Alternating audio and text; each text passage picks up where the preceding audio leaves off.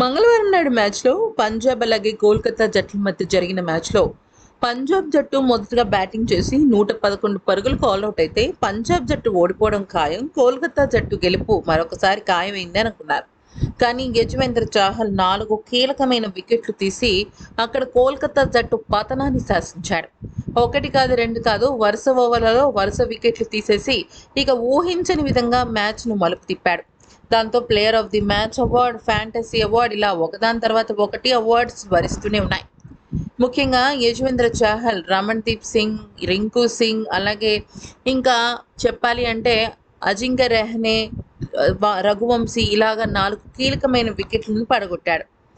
అయితే ఇక మ్యాచ్ గెలిచిన అనంతరం మాట్లాడుతూ ఏమన్నాడంటే, ఈరోజు జట్టు మొత్తం ఎంతో కృషి చేసి మేము గెలుస్తాము అన్న దృఢ నిశ్చయంతో మంచి సంకల్పంతో మేము ముందుకు వెళ్ళాము. పవర్ ప్లేలో 2-3 వికెట్లు పోగానే మాకు కొంచెం కాన్ఫిడెన్స్ వచ్చింది. పిచ్ అయితే అస్సలు ఈజీగా లేదు. చాలా అంటే చాలా టర్న్ ఉంది.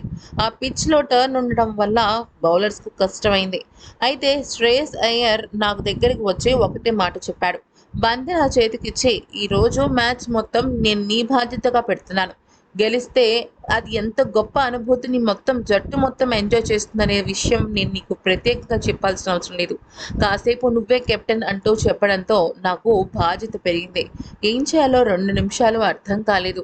మొదటగా పిచ్ని అర్థం చేసుకున్నా. ఆ తర్వాత కోల్కతా జట్టు బ్యాటర్స్ ఏ రకంగా బంతిని యాక్సెప్ట్ చేశారనేది అంచనా వేశా.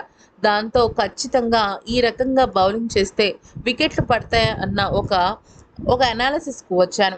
అయితే నేను ఎప్పుడూ కూడా నన్ను నేను నమ్ముకుంటాను. ఎలా అయితే బ్యాటర్స్‌ని ఔట్ చేయాలి అనే విషయం పైన నేను కృషి చేస్తానో అది నాకు చాలా కలిసి వస్తుంది. ముఖ్యంగా నా పేస్ గురించి గానీ, బ్యాటర్స్ పెట్టే ఎఫర్ట్స్ హిట్టింగ్‌లో ఏ రకంగా ఉంటుందనే విషయం మీద నాకు అంచనా ఉంటుంది. ఇక ఖచ్చితంగా శ్రేయస్ అయ్యర్ మాటలు, తాను హెచ్చరించిన కొన్ని విషయాలు నాకు చాలా ఎక్కువగా ప్రభావితం చేశాయి. బహుశా ఈ మ్యాచ్‌లో తన వల్లే ఈ గెలుపు సాధించామేమో అనిపిస్తుంటుంది.